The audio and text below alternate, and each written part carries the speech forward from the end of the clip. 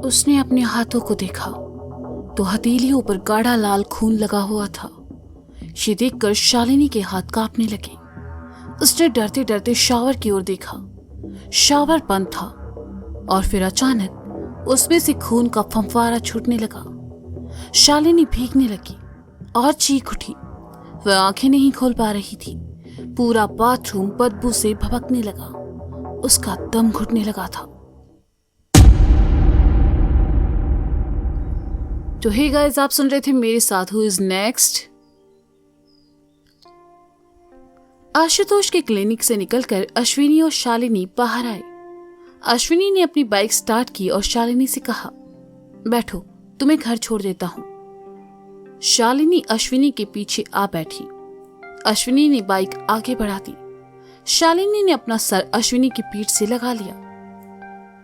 उसे अब लगने लगा था कि शायद वह इन सब बातों को लेकर ओवर रिएक्ट कर रही है। हल्का अंधेरा हो चुका था। अश्विनी ने बाइक घर के सामने लाकर रोकी। दरवाजे पर निधि खड़ी थी। अश्विनी को वहां देखते ही उसने चहक कर कहा, हाय अश्विनी। अश्विनी निधि को जवाब देता इससे पहले ही शालिनी उसके गले आ लगी और कहा, आई एम सॉरी, मैंने तुम्हें बहुत परेशान किया। शायद वो सब मेरा वहम था। इट्स ओके बेबी, मैं चलता हूँ। मुझे आज शाम शहर से बाहर जाना है, किसी जरूरी काम से। 2 दिन में लौटूंगा। तब तक तुम अपना ख्याल रखना। अश्विनी ने शालिनी के माथे पर किस करते हुए कहा। निधि दूर खड़ी सब देख रही थी और फिर अंदर चली गई। अश्विनी वहां से चला गया। शालिनी का मन अब पहले से ठीक था। वह गुनगुनाते हुए घर के अंदर आई और नहाने चली गई। बाथरूम में आकर शालिनी ने कपड़े शावर चला लिया। हल्का गुनगुना पानी जब शरीर पर पड़ा तो उसे थोड़ी राहत महसूस हुई। उसने अपनी आंखें बंद कर रखी थी। कुछ देर बाद ही शालिनी ने जैसे ही अपने चेहरे पर हाथ घुमाए, उसे कुछ चिपचिपा सा महसूस हुआ। शालिनी ने आंखें खोलकर अपने हाथों को देखा तो हथेलियों पर गाढ़ा खून जमा हुआ था। ये देखकर शालिनी के हाथ कांपने लगे। उसने डरते डरते शावर की ओर देखा। शावर बंद था और फिर अचानक से उनमें खून का फव्वारा छूटने लगा और शालिनी को भिगाने लगा। शालिनी चीख उठी। वह आंखें नहीं खोल पा रही थी। बाथरूम बबदू से भुभकने लगा। उसका दम घुटने लगा। बंद आंखों से दीवार को टटोलते हुए उसने दरवाजा खोला और उसी हालत में दौड़कर बाहर आई। शालिनी की चीखें सुनकर निशी अपने कमरे से बाहर आई और शालिनी को उस हालत में देखकर कहा, शालिनी, शालिनी क्या हुआ तुम्हें? पागल हो गई हो? ऐसे चिल्ला क्यों रही हो? निधि की आवाज सुनकर शालिनी ने अपनी आंखें खोली और घबराई हुई आवाज में कहा, खून, खून, बाथरूम का पानी खून में बदल गया है और मुझ पर गिरने लगा है। कहते हुए शालिनी ने जैसे ही निधि को अपने हाथ दिखाए, खुद हैरान रह गई। उसका हाथ बिल्कुल साफ था। निधि भी उसकी बातें सुनकर हैरान थी। उसने कहा, ये क्या बक रही हो तुम? कुछ भी तो नहीं हुआ है। चलो आओ मेरे साथ। कहते हुए निधि उसे बाथरूम में लेकर गई। शालिनी ने देखा बाथरूम बिल्कुल साफ है। शालिनी का सर चकराने लगा था। निधि ने उसे गाउन पहनने को दिया और बेड पर बैठाते हुए कहा, तुम बैठो, मैं तुम्हारे लिए कॉफी लेकर आती हूँ। निधि किचन में आकर कॉफी बनाने लगी। उधर शालिनी को समझ नहीं आ रहा था कि आखिर उसके साथ हो क्या रहा है। वह शालिनी का वहम तो नहीं था। शालिनी के बालों से पानी झर रहा था। बदहवास से उठी और आईने के सामने आकर खड़ी हो गई। उसने आईने में खुद को देखा तो दुख से भर गई। 2 दिन में उसका चेहरा मुरझा चुका, आंखों के नीचे काले घेरे हो चुके थे और होंठ सफेद पड़ चुके थे। अपनी ऐसी हालत देखकर शालिनी को बिल्कुल भी अच्छा नहीं लग रहा था। शालिनी आईने में देखते हुए खुद को ही घूरती रही और फिर वहां से हटकर दूसरी तरफ चली गई। लेकिन आईने में उसका घूरता हुआ अक्ष अभी भी नजर आ रहा था और उसकी आंखों से खून के आंसू बहने लगे। खिड़की के पास खड़ी शालिनी इन सब चीजों को समझने की नाकाम कोशिश कर रही थी। कुछ देर बाद निधि उसके लिए कॉफी ले आई और शालिनी को देकर कहा, शालिनी, तुम बहुत ज्यादा सोच रही हो। कॉफी पीकर दवा लो और थोड़ा रेस्ट कर लो। शालिनी ने कॉफी पी और दवा लेकर लेट गई। कुछ देर बाद ही उसे नींद आ गई। उसे सोया देखकर निधि के होठों पर एक रहस्यमयी मुस्कान तैर गई। रात के खाने के बाद वह अपने कमरे में आई। निधि के कमरे में एक दरवाजा और था जो पीछे बगीचे की तरफ खुलता था। निधि ने बिस्तर के नीचे रखा वो बॉक्स उठाया और उसे लेकर दरवाजे से बाहर निकल गई। बगीचे में घुप अंधेरा था। एक पेड़ के नीचे आकर निधि रुक गई और हाथ में पकड़ी टॉर्च चलाकर वहां रख दी। उसने डिब्बे में से कपड़े का बना एक सफेद पुतला निकाला और उसे जमीन पर रखकर खुद उसके सामने घुटनों के बल बैठ गई। उसकी आंखें फैली हुई थी और चेहरे से भय टपक रहा था। निधि ने डिब्बे से कुछ कीले निकाली और एक एक करके 4 कीलों को उस पुतले के हाथ पैर पर चुभा दिया। कागज में लिखा मंत्र पढ़ने लगी। देखते ही देखते पुतले का रंग बदलने लगा और वह लाल हो गया। निधि ने उससे गर्दन से पकड़कर उठाया तो उसमें से खून टपकने लगा। निधि ने खून की उन कुछ बूंदों को अपनी हथेली पर लिया और चाटने लगी। उसकी आंखें लाल हो चुकी थी और वह बहुत ही भयावह लग रही थी।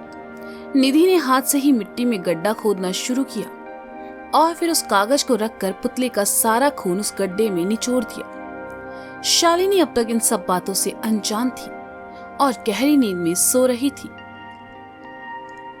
रात के 12 बज रहे थे। निधि वापस अपने कमरे में आई और अलमारी का ड्रॉवर खोला। उसमें पड़ी तस्वीर निकाली और कहा, तुम सिर्फ मेरे हो बेबी। दुनिया की कोई भी ताकत तुम्हें मुझसे नहीं छीन सकती। सुबह के 3 बजे शालिनी आशुतोष के क्लिनिक के बाहर खड़ी थी। क्लिनिक बंद होने वाला था। सारा स्टाफ जा चुका था। आशुतोष भी अपना सामान समेटकर बैग में रख रहा था कि दरवाजे पर किसी ने दस्तक दी। आशुतोष ने पलटकर देखा तो शालिनी थी।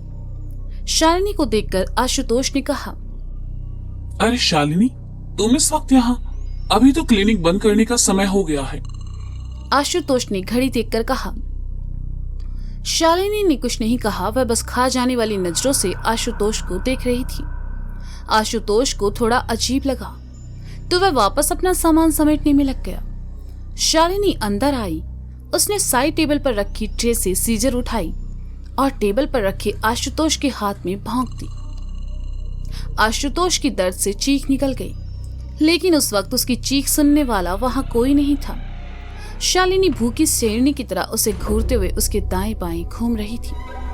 उसे देखकर आशुतोष का दिल धड़कने लगा और उसने दर्द से तड़पते हुए कहा, शालिनी, ये क्या कर रही हो तुम ठीक तो हो ना? शालिनी ने इस बार भी कोई जवाब नहीं दिया और टेबल पर रखे सारे सामान को हाथ से नीचे गिरा दिया। उसने आशुतोष के कॉलर पकड़कर उसे हवा में उठाया और टेबल पर लापटका। उसका एक हाथ पहले से सीजर और टेबल की कैद में था और दूसरे हाथ को भी शालिनी ने टेबल पर रखा और पास पड़ी दूसरी नुकीली सर्जिकल सीजर उठा ली। ये देखकर आशुतोष घबरा गया और कहा, नहीं शालिनी, ऐसा कुछ मत करना। शालिनी पर जैसे किसी बात का असर ही नहीं हो रहा था। उसके चेहरे पर कोई भाव नहीं थे। उसने दूसरे हाथ में भी सीजर भोंक दी। खून का एक फंवारा आशुतोष के हाथ से निकला और शालिनी के चेहरे पर जा लगा।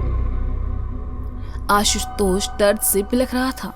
उसे समझ नहीं आ रहा था कि शालिनी उसके साथ ये सब क्यों कर रही है। उसके दोनों हाथ टेबल से लगे थे। दर्द के मारे वह हिल भी नहीं पा रहा था।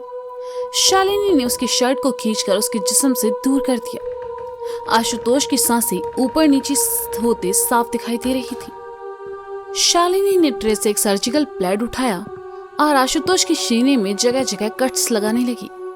आशुतोष चीखता चिल्लाता रहा, लेकिन उसकी चीखें जैसे उस क्लिनिक में ही सिमट कर रह गई। क्लिनिक के बाहर सब सामान्य था, लेकिन अंदर एक भयंकर नजारा था। आशुतोष की अब कुछ ही सांसें बची थी। वह टेबल पर पड़ा तड़प रहा था और शालिनी उस पर कोई रहम नहीं दिखा रही थी। बड़ी ही बेरहमी से उसने आशुतोष को मार डाला। अंत में शालिनी ने उसकी दोनों आंखों की पुतलियां निकालकर हवा में उछाल दी और एक रहस्यमयी मुस्कुराहट लिए वह वहां से जाने के लिए आगे बढ़ गई। वह जैसे ही आगे बढ़ी, उसका पैर आंख की एक पुतली पर जा पड़ा और फच करके उसमें से आवाज आई। आशुतोष की लाश टेबल पर पड़ी थी और शालिनी क्लिनिक से बाहर निकल गई। खून से सना चेहरा लेकर वह सड़क पर चली जा रही थी कि ट्रक के हॉर्न की आवाज उसके कानों में पड़ी। शालिनी नींद से उठकर बैठ गई। पसीने से तरबतर शालिनी ने लैंप चलाना चाहा, लेकिन लाइट नहीं थी। इतना भयावह सपना देखकर शालिनी का दिल तेजी से धड़कने लगा। उसे अपना गला सूखता सा महसूस हुआ। उसने टेबल पर रखा पानी पिया। पानी पीते हुए उसकी नजर खिड़की के बाहर गई। उसके कमरे की खिड़की पीछे वाले बगीचे की ओर खुलती थी। शालिनी ने वहां कुछ रोशनी देखी। वह उठी और कमरे का दरवाजा खोलकर पीछे बगीचे में आई। उसके माथे से पसीने की बूंदें टपक रही थी। रात का सन्नाटा इतना खामोश था कि उसे अपनी सांसों की आवाज भी साफ सुनाई दे रही थी। धड़कते दिल के साथ वह उस पेड़ के पास पहुंची जहां उसे रोशनी दिखाई दी थी। शालिनी ने देखा वहां एक जली हुई टॉर्च पड़ी थी जिसकी रोशनी अब धीमी पड़ने लगी थी। लेकिन ये टॉर्च यहाँ आई कैसे? शालिनी को कुछ समझ नहीं आया। उसने टॉर्च बंद की और जैसे ही जाने को मुड़ी, उसका पैर स्लिप होने से वह नीचे आ गिरी। उसका हाथ किसी गीली जगह पर जा लगा। शालिनी ने जैसे ही देखा, उसकी चीख निकल गई। उसके हाथ के नीचे खून से सना कपड़े का पुतला पड़ा था। शालिनी उठी और जितना तेज भाग सकती थी कमरे की ओर भागी, लेकिन जैसे ही दरवाजे के पास पहुंची, दरवाजा बंद हो गया। शालिनी ये देखकर और घबरा गई। वह मेन गेट की तरफ भागी और वहां से बरामदे की ओर आई, लेकिन एक एक करके कमरे और खिड़कियों के सारे दरवाजे बंद होते गए। शालिनी रोने लगी और चीखते हुए कहा, कौन हो तुम? क्या चाहते हो मुझसे? क्यों कर रहे हो मेरे साथ ऐसा? बोलो क्यों? शालिनी की चीखों से उसके डर का साफ पता चल रहा था।